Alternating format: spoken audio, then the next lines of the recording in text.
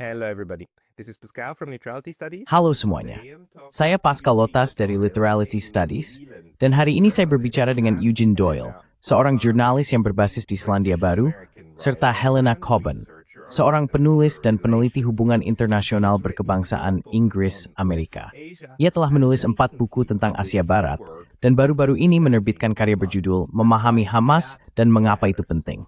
Hamas, genosida 2 tahun di Gaza, Temep, Epping Termotu Pemanis Govers di Kapal, et Opishatani Rushkinse.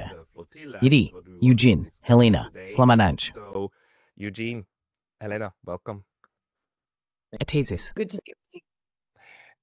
Both of you Senang bisa bersama Anda.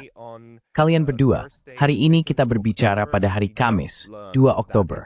Dan kami baru saja mengetahui bahwa Israel telah mencegat kapal-kapal pertama dari armada yang terdiri dari 47 kapal yang berusaha mengirimkan bantuan ke Gaza. Mari kita mulai dengan ini. Helena, bagaimana pendapatmu tentang berita ini? Dan bagaimana kamu menempatkannya dalam konteks bagaimana Israel selama beberapa dekade terakhir memperlakukan wilayah Palestina ini? To treat these Palestinian territories. So, we know that Jadi kita tahu bahwa armada kapal saat kita berbicara sekarang di Washington DC masih Rabu malam, tetapi Angkatan Laut Israel sedang menyerang armada kapal tersebut di perairan internasional, yang jelas merupakan kejahatan internasional. Ini bukan pertama kalinya mereka melakukan hal ini. Pada serangan tahun 2008-2009 yang mereka lancarkan terhadap Gaza, mereka menyerang kapal bantuan Turki bernama Mavi Marmara. Dan dalam serangan itu, di mana mereka mengambil alih kapal tersebut, mereka membunuh 9 atau 10 orang, semuanya warga Turki, kecuali 1 orang yang merupakan warga Turki Amerika, dan mereka lolos begitu saja. Jadi armada-armada kapal ini dalam genosida yang sedang berlangsung, kita tahu ada beberapa armada kapal kecil lainnya. you know, there have been a couple of other smaller flotillas. This is by far the largest. And Ini sejauh ini adalah yang terbesar. Dan salah satu hal penting yang terjadi adalah Angkatan Laut Italia dan Spanyol mengirim kapal perang untuk beberapa waktu guna mendampingi kapal-kapal ini, lalu mereka mundur. Jadi sekarang kapal-kapal armada ini, yang berisi sejumlah anggota Parlemen Eropa, tokoh budaya terkemuka, Greta Thunberg tentunya, dan tokoh politik dari seluruh dunia, sedang diserang oleh Angkatan Laut Israel. Dan 2 negara Eropa ini khususnya, National Krijgsmarine Nanmerk, erin Sihabsnortedening, semibis yang patut dicatat, use Benenate Spenu Daug Detain in the Spiham Trokoper. and really a sign of cowardice by the Europeans. I completely agree. I mean, there was long. Saya sangat setuju. Maksud saya, ada banyak pembicaraan tentang apakah Spanyol dan Italia benar-benar serius. Dan sekarang, kita tahu tidak, mereka tidak serius. Ini hanyalah upaya untuk menutupi keadaan, agar mereka bisa menghadapi rakyat mereka sendiri, yang sekarang benar-benar melakukan protes besar-besaran di jalanan Eropa. Eugene, kamu juga sudah lama mengikuti hal ini. Bagaimana kamu menafsirkan tindakan orang-orang Eropa dan sekarang Israel? Actions of the Europeans and now the Israelis. Pertama-tama, secara singkat tentang orang-orang yang benar-benar berani mengambil sikap. Ketika Francesca Albanese, pelapor khusus PBB, melepas keberangkatan armada kapal, dia mengatakan bahwa sekarang sangat jelas bahwa Anda hanya punya 2 pilihan, mendukung genosida atau menentangnya. Dan sangat mudah untuk mengetahui posisi Anda. Cukup lihat apakah Anda berani mengambil sikap atau tidak.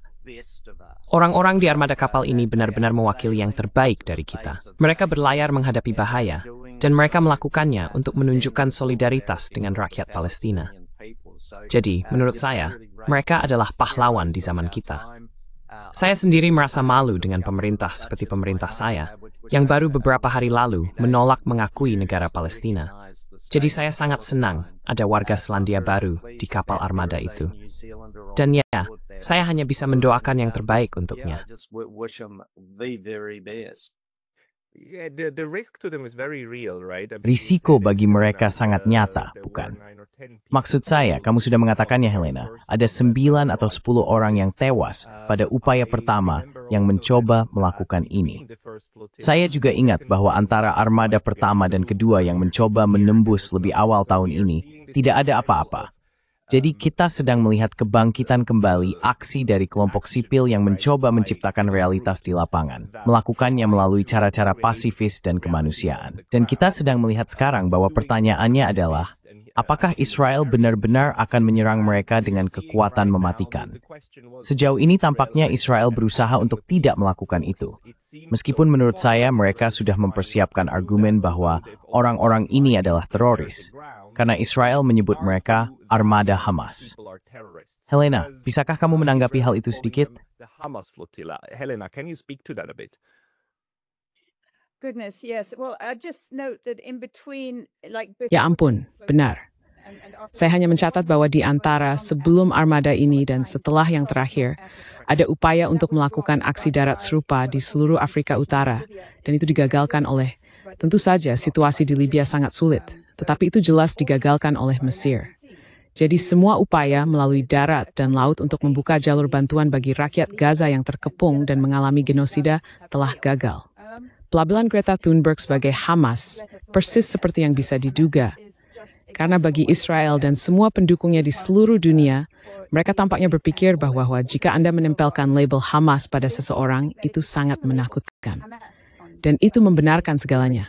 And it justifies everything. I mean, even actually the Israeli foreign minister. Maksud saya, bahkan sebenarnya Menteri Luar Negeri Israel malam ini telah mengatakan bahwa semua keluarga Palestina yang masih tinggal di kota Gaza, yang tidak mengikuti instruksi untuk meninggalkan kota Gaza karena mereka tetap di sana, dianggap sebagai Hamas dan teroris.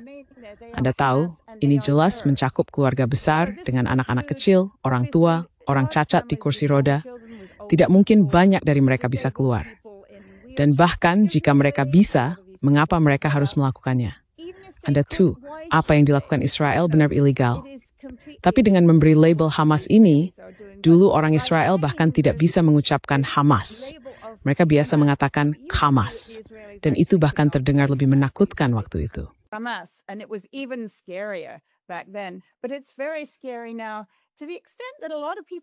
Tapi sekarang sangat menakutkan.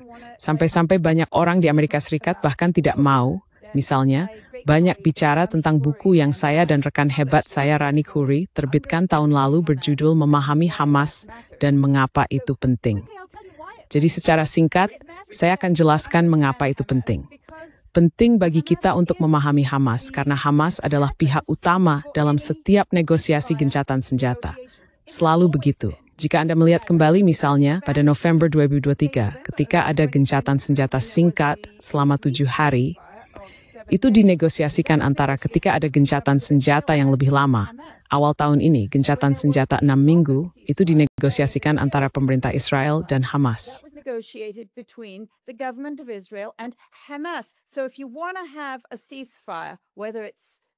Jadi jika Anda ingin mencapai gencatan senjata, apakah itu gencatan senjata total dan panjang yang bisa mengakhiri genosida ini, maka Anda harus bisa bernegosiasi dengan Hamas yang merupakan pemimpin koalisi perlawanan di Gaza. Menurut saya, inilah alasan utama mengapa penting untuk memahami Hamas, karena Anda tidak ingin bernegosiasi dengan pihak yang tidak Anda pahami. Bagaimana mereka mengambil keputusan? Apa nilai-nilai mereka? Apa kemungkinan batas akhir mereka? Anda tidak bisa melakukan negosiasi dengan pihak lain jika Anda tidak memiliki pemahaman dasar, oh inilah batas akhir Hamas, inilah asal-usul mereka, inilah sejarah mereka, begini cara mereka mengambil keputusan di masa lalu, ini konstituen utama mereka. Jadi itulah yang kami lakukan dengan buku ini, yang di sini, ini saatnya saya melakukan hal ini ya. Begini cara orang membeli bukunya ya.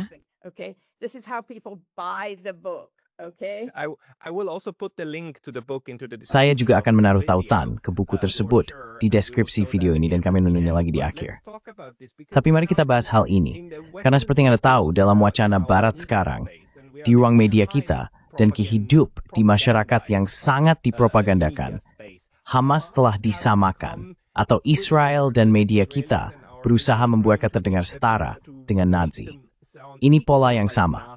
Mereka digambarkan sebagai orang-orang yang begitu jahat, sehingga satu-satunya hal yang bisa dilakukan peradaban Barat yang rasional adalah benar-benar melenyapkan mereka. Mereka harus dihapuskan dari muka bumi. Karena itu, setiap upaya untuk memanusiakan Hamas atau membuat mereka terlihat seperti aktor yang rasional dianggap buruk atau bahkan dicemooh. Eugene, Anda juga pernah mengerjakan hal ini.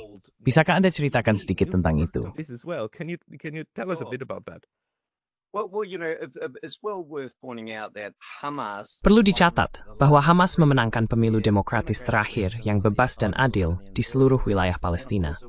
Dan tentu saja pihak Barat, khususnya Amerika, Inggris, dan Israel, dengan dukungan Fatah yang sebenarnya menggulingkan hasil pemilu tersebut. Jadi, kita harus menyoroti hal itu. Selain itu, jajak pendapat yang konsisten di wilayah Palestina menunjukkan bahwa Hamas, meskipun semua kengerian yang telah kita saksikan selama beberapa tahun terakhir, masih tetap menjadi kelompok paling populer di Palestina. Saya rasa itu sangat penting. Dan saya setuju dengan semua yang dikatakan Helena. Saya merekomendasikan bukunya, juga buku seperti Hamas from Within, karya Azam Tamimi. And also books like Hamas from Within by Assam Tamimi. But we have this Western narrative you talked about where you have. Tapi kita memiliki narasi Barat yang kamu bicarakan tadi, di mana ada orang-orang seperti Keir Starmer yang berkata, "Oh, kami akan mengakui Palestina, tapi sama sekali tidak mungkin organisasi teroris brutal Hamas bisa punya peran dalam pemerintahan."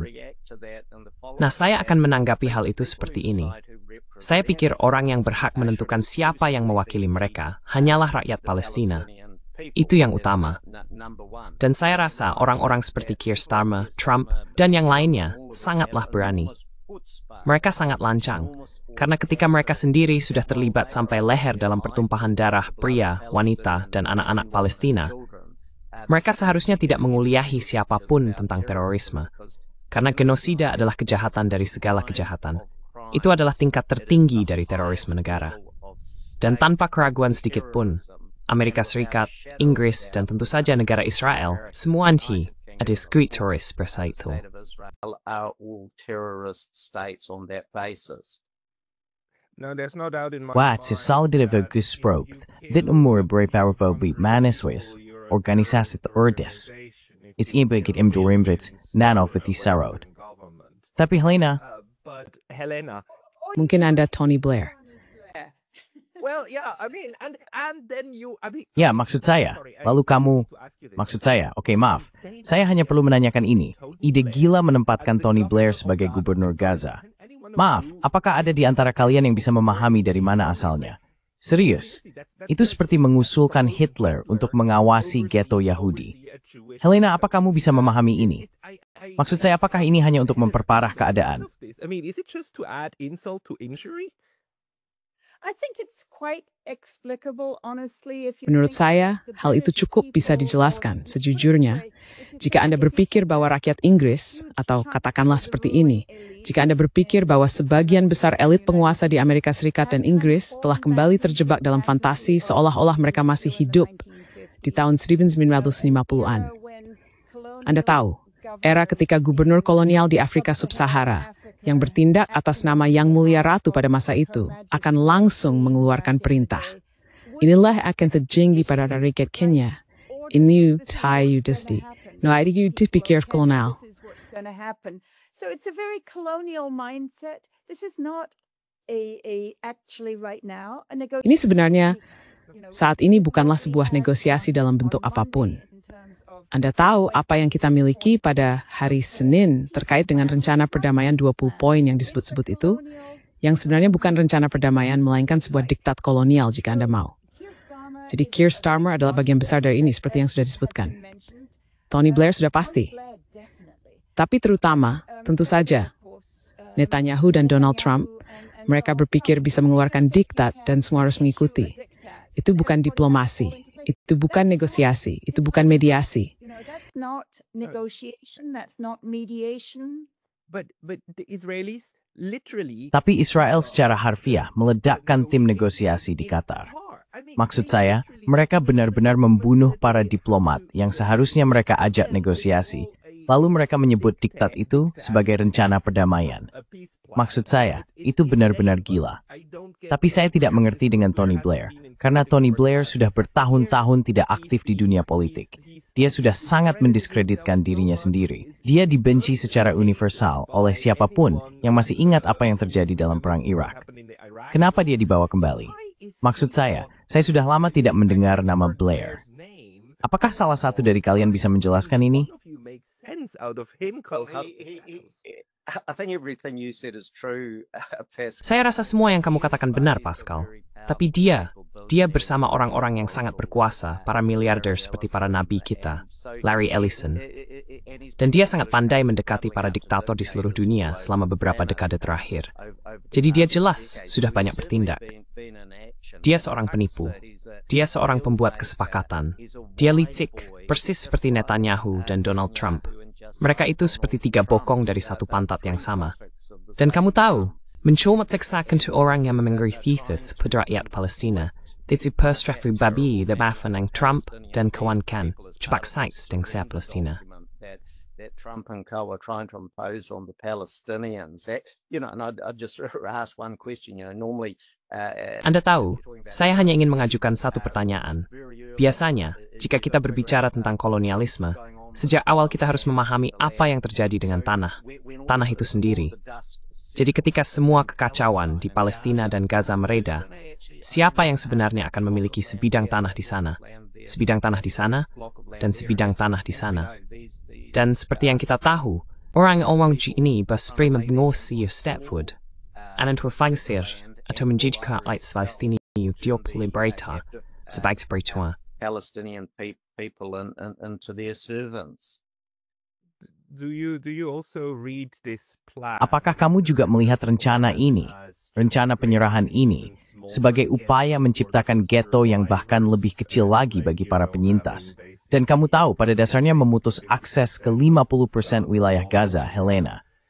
Jika kamu melihat batas-batas yang diusulkan, dan mengingat bahwa Israel sama sekali tidak pernah menepati satu pun janji mereka, baik itu janji untuk tidak menembak lagi atau untuk mundur, bukan. Mereka terus-menerus melanggar, entah itu di Lebanon, Suriah, atau dataran tinggi Golan. Mereka memang tidak pernah menindaklanjutinya. Mereka tidak pernah melakukannya. Bagaimana kamu menafsirkan apa yang sedang diusulkan? How do you read what's being proposed? I mean, I think it's just a colonial diktat. Maksud saya, menurut saya itu hanyalah sebuah diktat kolonial. Seperti yang saya katakan, ketika kita berbicara tentang tanah, kita harus ingat betapa padatnya jalur Gaza dalam beberapa tahun terakhir. Maksud saya, pada tanggal 6 Oktober 2023, wilayah itu dihuni oleh 2,3 juta orang di sebidang tanah yang sangat kecil. Dan kita sebenarnya tidak tahu berapa banyak dari mereka yang telah terbunuh. Kita tidak tahu apakah tanah itu, yang sebagian besar kini telah berubah menjadi puing-puing akibat penghancuran sengaja oleh Israel terhadap struktur perkotaan, termasuk melalui pembongkaran dan pengeboman udara, serta segala cara lainnya. Puing-puing itu benar-benar bercampur dengan darah dan tulang warga Palestina, bayi, anak-anak, ibu, pemuda, pria tua. Bagi saya, itu adalah tanah suci.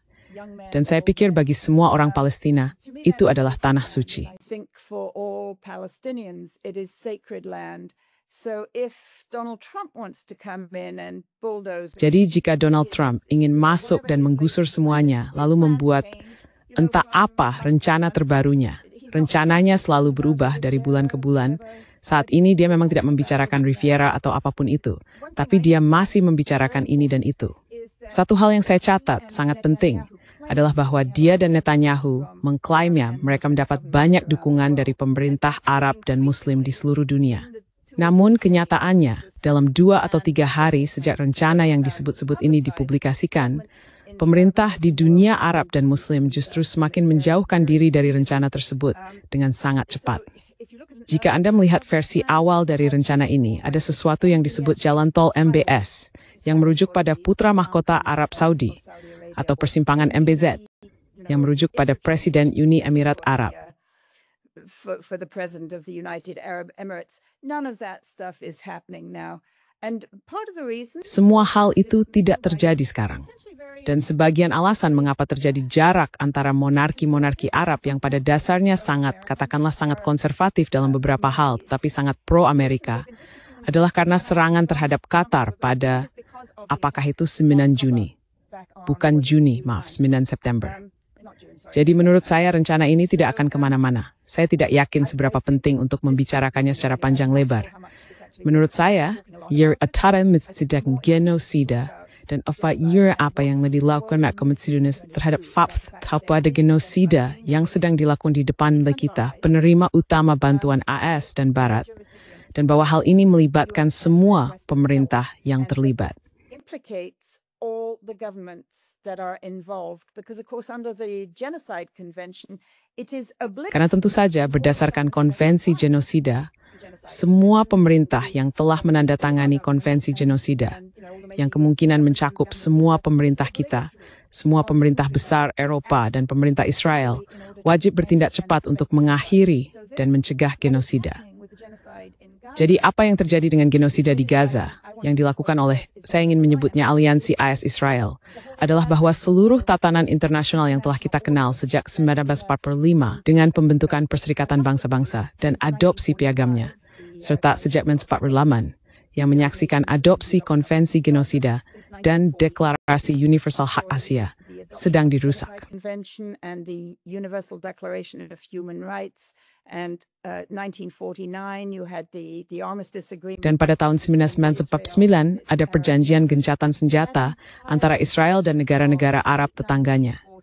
Seluruh struktur kehidupan internasional akhir 1940-an yang selama ini kita kenal sebenarnya sedang dipertanyakan saat ini.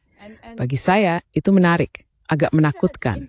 Gagasan bahwa mungkin piagam Perserikatan Bangsa-Bangsa sedang dipertaruhkan. Bahwa mungkin semua deklarasi universal hak asasi manusia dan konvensi genosida bukan sedang dipertaruhkan. Tetapi PMISNAS sedang diperlestarikan saat ini. Ya. In serious question right now.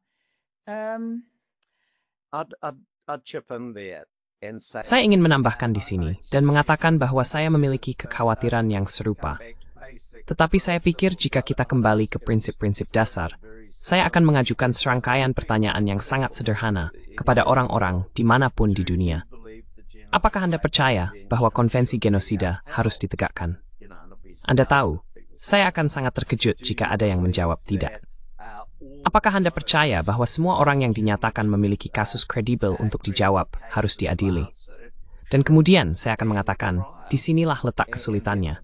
Apakah itu juga berlaku untuk negara-negara berkulit putih, berbahasa Inggris, dan sekutu Amerika Serikat lainnya? Haruskah itu bahkan berlaku untuk Amerika Serikat? Dan disinilah inti permasalahannya. Anda tahu, inilah yang sebenarnya sedang dibicarakan. This is what this is all about. Do we want to live in a world of international law? Apakah kita ingin hidup di dunia yang berdasarkan hukum internasional? Atau kita hanya ingin menjadi seperti, kamu tahu, Tony Blair, Keir Starmer, dan Trump, di mana banyak aksi pura-pura dan banyak omong kosong tentang hukum internasional? Atau apakah kita ingin tunduk pada aturan hukum? Dan seperti yang dikatakan Helena, Konvensi Genosida 1948 menetapkan bahwa kejahatan genosida harus dicegah dan dihukum. Dan itu adalah tanggung jawab semua negara penanda tangan, yang mana semua negara kita gagal menerapkannya dengan sangat buruk.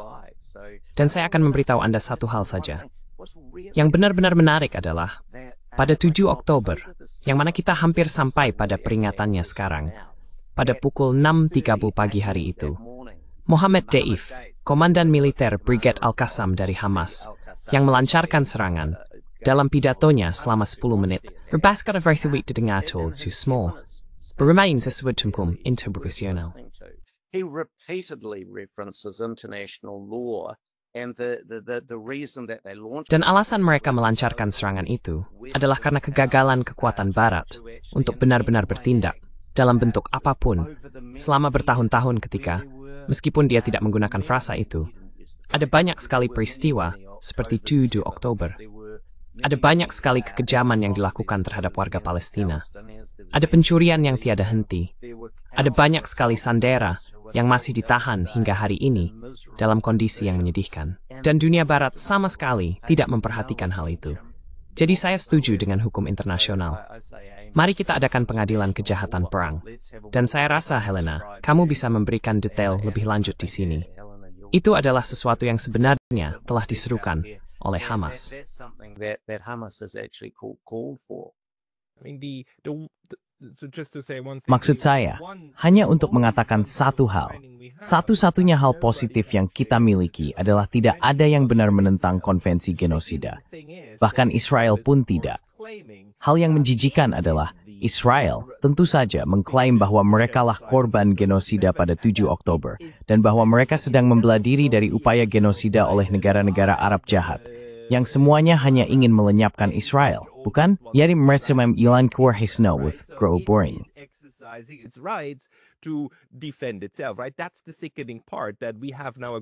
Itulah bagian yang membuat muak, bahwa sekarang kita memiliki sekelompok negara yang mencoba menanamkan gagasan bahwa genosida hanya terjadi jika menimpa mereka.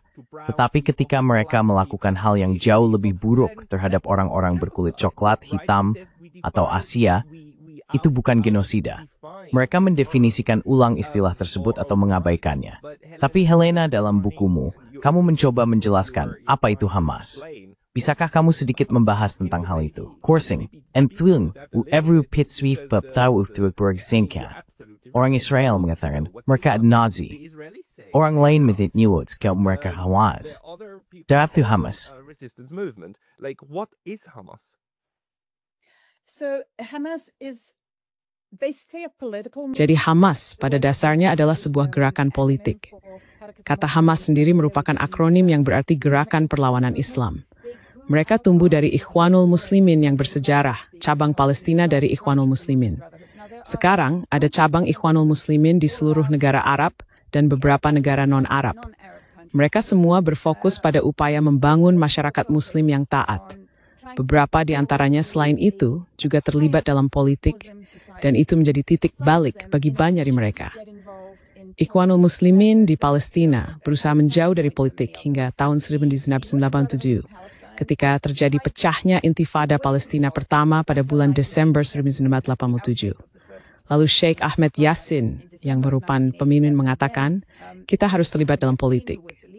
Of the Muslim Brotherhood said we have to get involved in politics, but they've always done so from a very. Namun, mereka selalu melakukannya dari sudut pandang yang sangat religius. Saya ingin mengatakan demikian. Mereka tetap memegang teguh etika Muslim yang kuat. Misalnya, jika Anda melihat video yang diambil para pejuang mereka saat melakukan operasi militer yang masih mereka lakukan hingga hari ini sudah 2 tahun sejak genosida, masih ada sel-sel kecil pejuang Al-Qassam, yaitu pejuang Hamas di Gaza, yang melakukan aksi melawan militer Israel, dan mereka kami memakunya.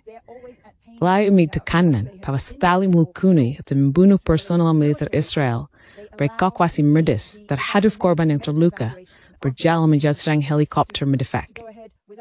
Without them attacking the medevac helicopters, and they are constantly in their videos. Dan mereka terus-menerus dalam video-video mereka mengutip baik ayat-ayat Islam maupun ayat-ayat sejarah budaya Arab yang semuanya memiliki muatan etika yang sangat kuat. Sekarang, bagi orang-orang yang mengikuti perkembangan hingga 7 Oktober, orang-orang yang hanya membaca media korporat Barat, Anda tahu, mereka membuat seolah-olah Hamas itu seperti... Saya tidak terlalu sering mendengar mereka disebut Nazi. Lebih sering disebut teroris atau jahat, atau seperti perwujudan kejahatan, atau bahwa apa yang mereka lakukan itu sangat keji. Kata ini yang sangat mereka sukai untuk menggambarkan apa yang terjadi pada 7 Oktober. Tapi para pemimpin Hamas sendiri memiliki sejarah panjang. Ya, cukup panjang sejak 1987. Jadi, apa sebenarnya yang sedang kita bicarakan? Since 1987, so what are we talking about? 35 years of history in politics. 35 tahun sejarah dalam politik dan sebelumnya sejarah sebagai gerakan sosial keagamaan. Mereka telah mengalami serangan pemenggalan berulang kali, pembunuhan para pemimpin mereka oleh Israel, sejak Sheikh Ahmad Yassin sendiri dan Abdulaziz Rantisi, yang namanya diabadikan pada salah satu rumah sakit, serta beberapa lainnya di awal 2000-an. Kemudian baru-baru ini Ismail Haniyeh dibunuh di Israel. Di Teheran ada seorang pemimpin Hamas yang juga dibunuh, begitu pula di Beirut. Dan tentu saja Yahya Sinwar tewas di medan perang, begitu juga Mohammed Deif di Gaza. Lalu ada juga upaya untuk melenyapkan seluruh tim negosiator politik Hamas di Qatar pada 9 September lalu. In Qatar back on September 9th. I mean, to me this is diplomacy as Menurut saya, ini adalah diplomasi sebagai jebakan, sama seperti yang dilakukan Amerika pada bulan Juni lalu terhadap Iran, ketika Amerika akan melakukan negosiasi dengan Iran. Iran, putaran negosiasi berikutnya mengenai perjanjian nuklir akan berlangsung, kalau tidak salah, pada 15 Juni. Jadi, pihak Iran telah mengumpulkan semua ilmuwan nuklir, pakar nuklir, dan negosiator nuklir mereka di Teheran, siap untuk negosiasi ini. Dan saat itulah Israel menyerang mereka. Maksud saya itu destiny en manager perbesar hingga sebepuling. Jadi serius dan sebik hal Nazi. so I don't think that many people will be falling for it again. I mean, in a way they do. I mean, Maksud saya, dalam beberapa hal memang begitu. Maksud saya, setidaknya media massa, karena kemudian orang Amerika dan Israel yang sama langsung mengatakan Hamas tidak mau bernegosiasi. Hamas hanya mengerti bahasa kekerasan. Mereka tidak bernegosiasi dengan itikat baik. Eugene, kamu pernah meliput ini kan? Bahasa ganda seperti ini sudah gila pada titik ini. Ini benar-benar kegilaan. Tapi entah kenapa, dalam wacana, hal ini masih saja ada. in the discourse, it's still out there. Sure, and that's why I think Tentu. people would be surprised if they Dan were itulah to mengapa hear saya Hamas pikir orang akan terkejut jika mereka membaca kata-kata Hamas sendiri. Jika mereka mendengarkan kata-kata mereka sendiri, mereka akan memahami bahwa orang-orang ini menyerukan agar perjanjian dihormati, yang berulang kali telah dilanggar. Mereka menyerukan pengadilan internasional untuk menyelidiki peristiwa-peristiwa ini. Dan saya pikir pihak yang akan sangat ketakutan dan sangat menentang adanya pengadilan kejahatan perang yang layak adalah Israel dan kekuatan Barat yang telah melakukan genosida ini. Dan saya pikir poin yang disinggung oleh Helena dan juga Anda adalah demonisasi terhadap rakyat Palestina dan deskripsi tentang apa yang terjadi pada hari itu, 7 Oktober. Kisah-kisah tentang bayi yang dipenggal.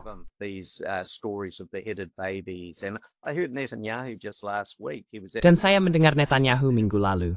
Dia berada di Perserikatan Bangsa-Bangsa dan terus mengulangi kebohongan yang bisa dibuktikan, bahwa Hamas telah membakar bayi di depan orang tua mereka dan semua itu.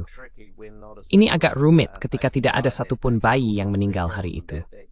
Anak-anak memang terbunuh, dan itu benar-benar tragis dan mengerikan. Dan seperti yang kita ketahui sekarang, berbagai pihak bertanggung jawab atas kematian tersebut. Saya rasa orang akan cukup terkejut karena hal ini tidak banyak diberitakan. Tapi, misalnya IDF membunuh beberapa keluarga, jumlah warga Israel yang cukup signifikan, baik melalui tembakan tank. Anda tahu, Anda bisa membaca artikel-artikelnya, cukup cari saja. You can read articles, just look it up. IDF officer apologizes to Seorang perwira IDF meminta maaf kepada warga kibbutz Be'eri karena memerintahkan tembakan tank ke rumah-rumah. Di satu rumah saja, mereka membakar dengan tembakan tank 13 warga Israel. IDF yang melakukan itu. Dan kolonel IDF yang bertanggung jawab atas perintah tersebut datang dan meminta maaf.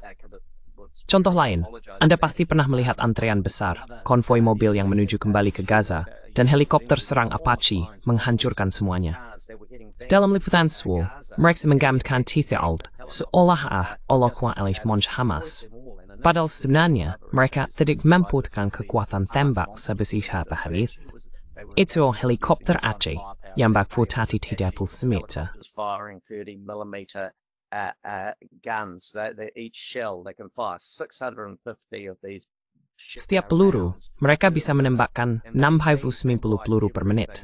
Dan mereka menghabisi semua yang ada di jalan itu saat kembali ke Gaza. Sesuai perintah, mereka tidak memperhatikan apakah orang-orang itu teroris, warga sipil Israel, atau warga sipil Palestina.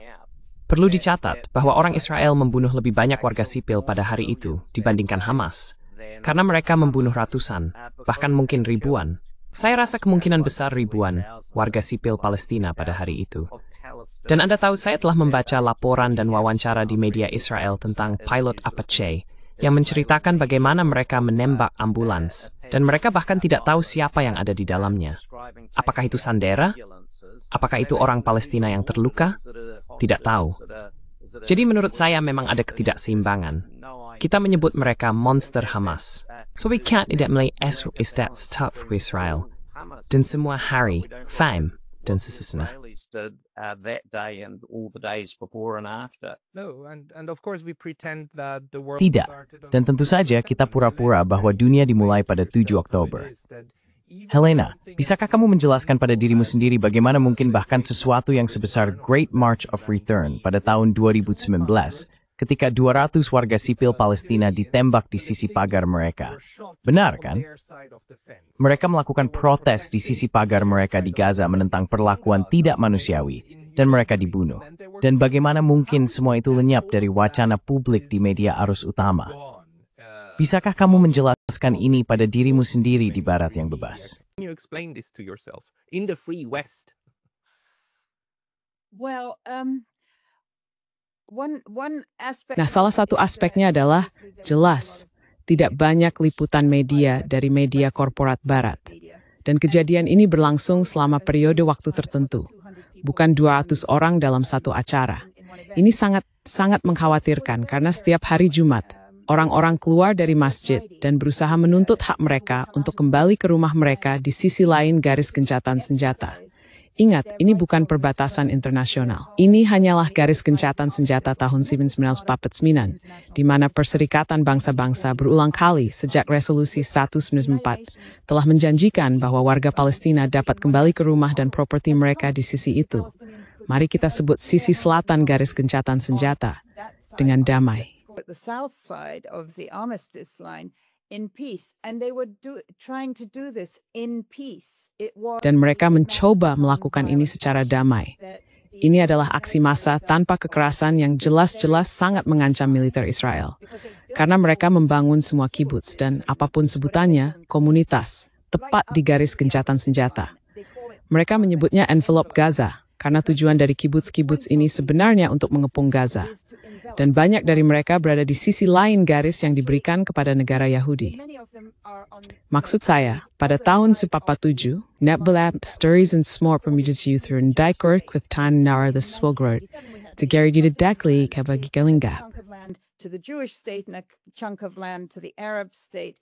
I've been thinking about this a lot recently. Saya sudah banyak memikirkan hal ini belakangan dan saya merasa bahwa seluruh rencana pembagian wilayah yang mendirikan negara supremasi Yahudi di dalam batas-batas historis Palestina pada dasarnya adalah dosa asal. Karena begitu Anda memiliki negara pemukim kolonial Yahudi itu, ingat, negara itu didirikan hanya 2 atau 3 bulan setelah India dan Pakistan meraih kemerdekaan dari Kekaisaran Inggris. Saat itu adalah era dekolonisasi. Tapi di sini kita melihat negara-negara barat kulit putih yang masih sangat berkuasa di dunia justru mendirikan negara pemukim baru yang sepenuhnya diberikan kepada para migran Yahudi. Imigran, banyak di antara mereka mungkin sebagian besar adalah penyintas Holocaust. Holocaust yang bukan diciptakan oleh orang Arab. The Holocaust which was not created by Arabs. It was actually undertaken by white Christians. Sebenarnya itu dilakukan oleh orang Eropa kulit putih Kristen. Dan orang Eropa kulit putih Kristen lainnya tidak mau menerima para penyintas kamp konsentrasi. Mereka ingin, mari kita kirim saja mereka ke sana. Jadi mereka mendirikan negara pengarah pemukim itu, bisa dibilang, secara psikologis tidak pernah merasa aman sejak awal. Maksud saya, ini tidak berbeda dengan jika Ian Smith diizinkan untuk menciptakan atau melanjutkan proyek Rhodesianya di tempat yang sekarang menjadi Zimbabwe kulit hitam. Tentu saja Anda merasa tidak aman, karena sebenarnya itu bukan tempat Anda, dan Anda adalah minoritas, dan orang-orang di sekitar Anda, entah kenapa, tidak menyukai Anda. People around you for some reason don't like you, like nobody liked Ian Smith either.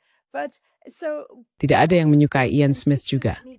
Jadi itu adalah masalah yang perlu ditangani. Namun yang paling mendesak, kita harus menghentikan genosida. Setelah itu, kita perlu meminta Perserikatan Bangsa-Bangsa untuk mempertimbangkan seluruh persoalan tentang bagaimana tata kelola wilayah-wilayah ini dapat diatur. Ini bukan hanya soal Gaza, ini juga tentang Gaza, tepi barat, dan Israel sendiri yang merupakan negara apartheid. Dan bagaimana tata kelola wilayah-wilayah ini dapat diselaraskan dengan norma-norma demokrasi tentang kesetaraan manusia, kesetaraan semua orang, dan hak yang sama bagi semua. Jadi langkah pertama adalah menghentikan genosida. Langkah kedua adalah lihat persoalan-persoalan lainnya. Step two would Amen. be to look at those other issues. Amen. Tentu saja. Tidak, amin. Oh, tidak apa-apa, Pascal. Saya hanya ingin kembali membahas tentang pawai kepulangan pada 2015-2019. Karena baik Mohammed Deif, Komandan Brigade Al-Qassam, maupun Musa Abu Marzouk, salah satu pemimpin Biro Politik Hamas, menyebut pawai tersebut sebagai salah satu alasan mereka memutuskan untuk mengambil tindakan seperti yang mereka lakukan pada 7 Oktober. Karena mereka berkata, lihat apa yang terjadi selama pawai kepulangan damai, tanpa kekerasan, dan apa yang terjadi. Sebenarnya ribuan orang yang ditembak, ratusan tewas, bukan? Jumlah orang yang cacat juga sangat signifikan. Ribuan, ya?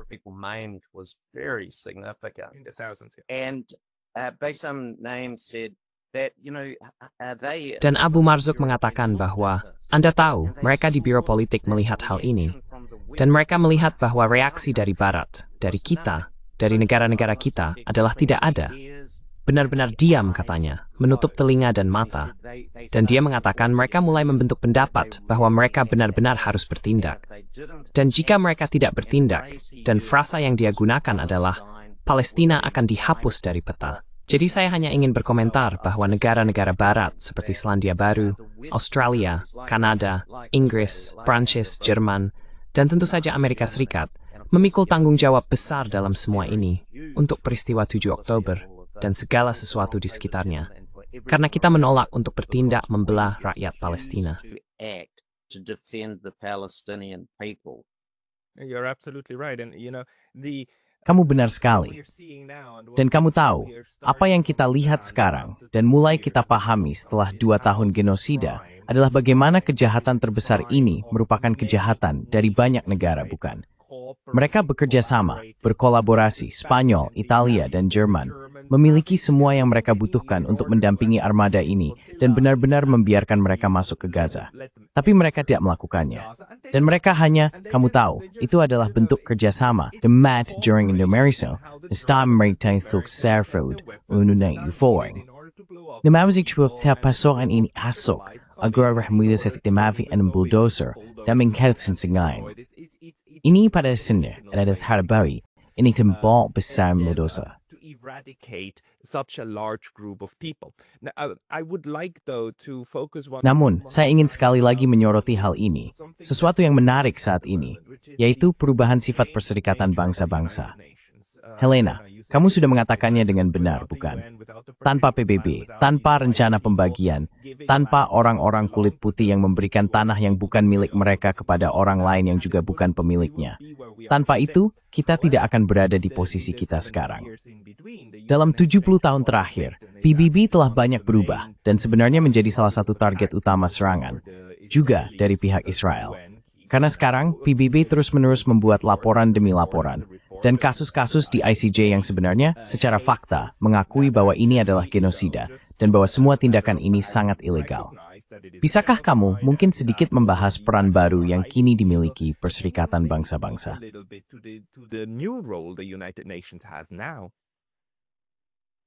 Well, I don't see it having a new role. Ya, saya tidak melihat adanya peran baru dalam hal tindakan, karena kita masih memiliki hak veto ini. Seperti yang kita lihat, kapan itu? 13 hari yang lalu, ketika Duta Besar AS di Dewan Keamanan, Linda Thomas-Greenfield, bisa sendirian mengangkat tangannya dan mencegah Dewan Keamanan mengadopsi resolusi gencatan senjata untuk Gaza yang didukung oleh semua anggota Dewan Keamanan lainnya, termasuk pemerintah Inggris dan Prancis. You sign Babel Taver, Fing du to mulai tab new the nunjutan court and perstrikong the beliefs of hibis to bring its oath. Namrak membuat laporan. Pipe mutab and then namrak boran weekly your piece. Produces reports, it produces wonderful reports. Most recently there's a great new list of, all the Baru-baru ini ada daftar baru yang sangat bagus tentang semua perusahaan barat. Perusahaan internasional yang telah mengambil keuntungan dari tanah dan sumber daya di tepi barat yang diduduki. Itu adalah laporan yang luar biasa. Francesca Albanese, laporan-laporannya luar biasa. Tapi aksi nyata tidak ada. Sama sekali tidak ada. Jadi memang ada ketidaksesuaian yang nyata di sana. Dan jelas, orang-orang telah mencoba memikirkan cara, setidaknya untuk isu ini saja. agar bisa mendapatkan resolusi Uniting for Peace. Dan tampaknya itu belum berhasil. Sangat disayangkan. Padahal ada pemerintah-pemerintah baik di dunia. Yang dibutuhkan hanyalah 2/3 dari pemerintah di Majelis Umum yang bersedia mengadopsi resolusi Uniting for Peace. Ada 1-3 pemerintah di Majelis Umum. Saya yakin kamu bisa mendapatkan. Majelis Umum kan? Yeah, sorry. Yeah, General Assemblies. I'm sure you could get Ya, maaf. Ya, Majelis Umum. Saya yakin Anda bisa mendapatkan 110 negara yang akan mendukung resolusi Uniting for Peace. Tapi mereka tidak bisa melakukannya jika itu melibatkan, atau mereka tidak mau, mereka merasa tidak mampu melakukan ini jika itu melibatkan konfrontasi langsung dengan Amerika Serikat. Maksud saya, mereka masih berada dalam kendali mental. Dan mungkin sampai tingkat tertentu juga dalam kendali ekonomi oleh Washington DC. Dan tentu saja pada akhirnya Amerika Serikat adalah negara bersenjata nuklir. Dan kita punya presiden yang sangat gila dan sangat berbahaya di sana. Jadi, satu-satunya waktu sebelumnya ketika Uniting for Peace berhasil digunakan, sebenarnya juga untuk melawan agresi oleh Sekutu Barat tahun 1956.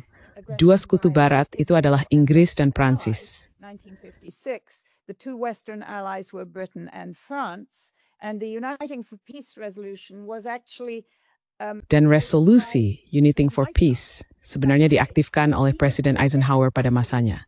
Dan ia siap menggunakan tekanan ekonomi yang sangat keras untuk memaksa Inggris dan Prancis, dua anggota tetap Dewan Keamanan lainnya yang memiliki hak veto dan kekuatan senjata nuklir.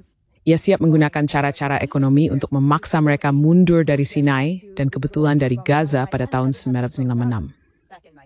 Jadi, kami tuwer ambich yasaturi growth, and kalik lemgorinat at tapni kuatan as, dah ayas isun dari Gaza. and force a U.S.-Israeli withdrawal from Gaza. Sadly, I don't see it, but the world is. Sayangnya, saya tidak melihatnya. Tapi dunia sedang berubah. Saya pikir kita benar-benar menghadapi masalah senjata nuklir. Namun seperti yang saya katakan, pada tahun 1956, itu seharusnya tidak menjadi masalah.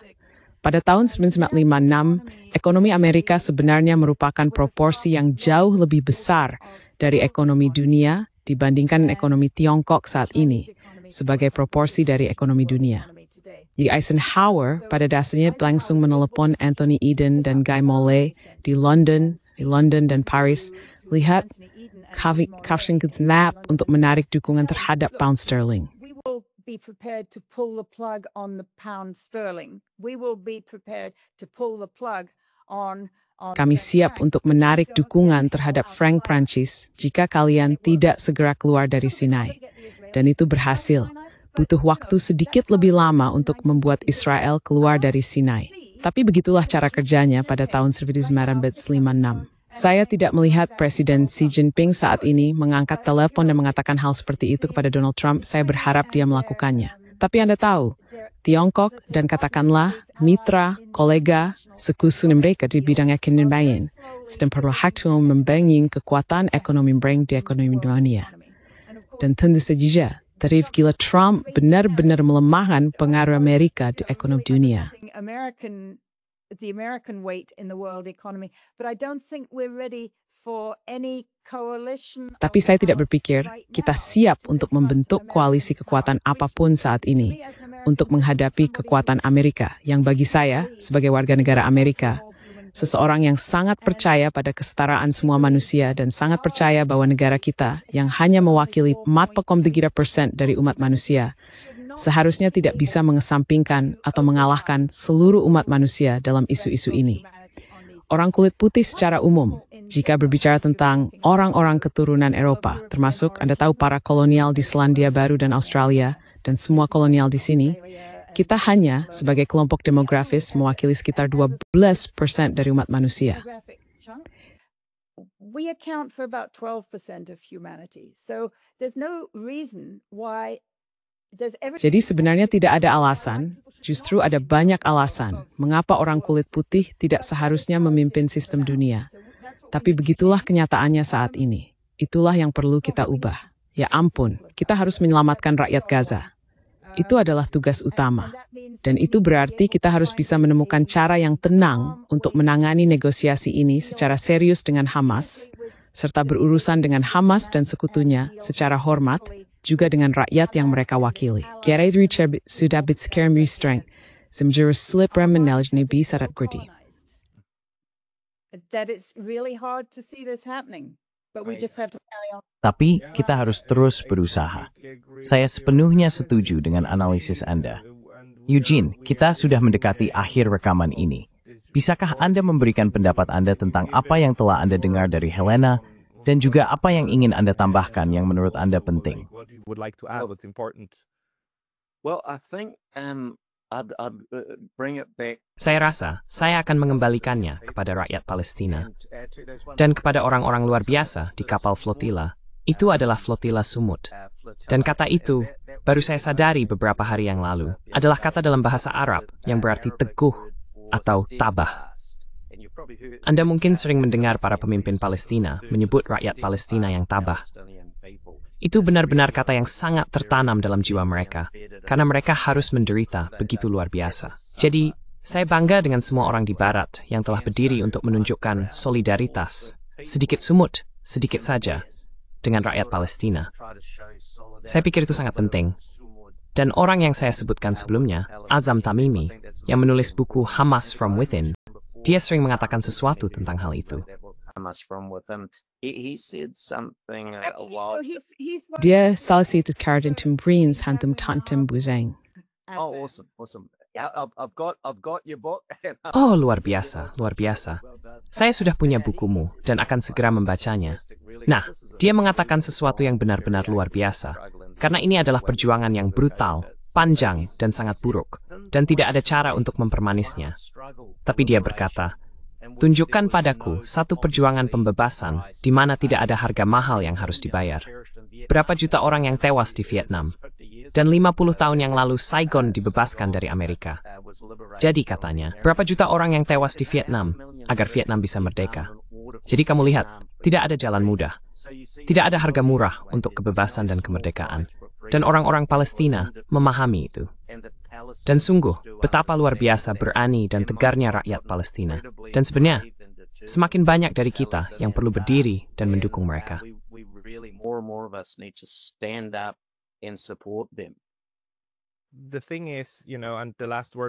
Masalahnya adalah, Anda tahu, dan kata terakhir akan diberikan kepada Helena. Tapi intinya, sebagian besar dunia memahami hal ini. Desember lalu, saya menghadiri pertunjukan opera William Tell. Anda tahu, pahlawan nasional Swiss, kan? Opera yang indah, bukan? Luar biasa. Dan di bagian akhir, mereka menyanyikan La Liberté, dan seterusnya. Lalu ada sesuatu yang berwarna putih muncul di belakang. Saya pikir itu salah satu pegunungan putih di Swiss. Lis Stang stepped toward.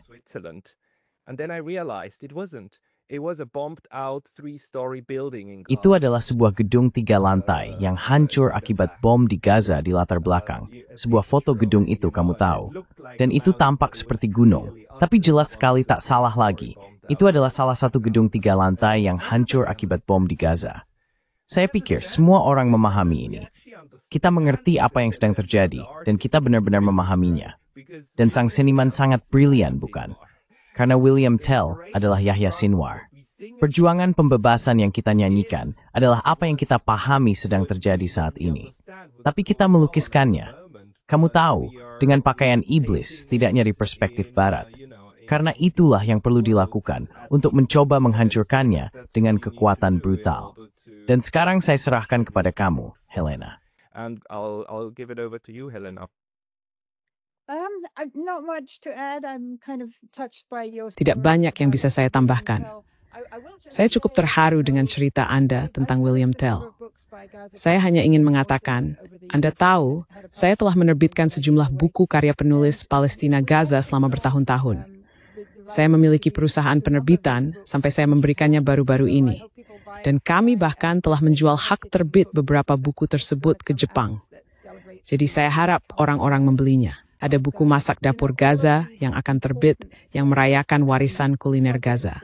Anda tahu, semua proyek penting yang dilakukan orang-orang untuk melestarikan ingatan tentang Gaza sebelum genosida akan sangat berguna suatu hari nanti untuk membangun kembali Gaza setelah genosida. dan kita harus fokus pada itu. Tapi kita juga harus fokus pada bagaimana mencapainya.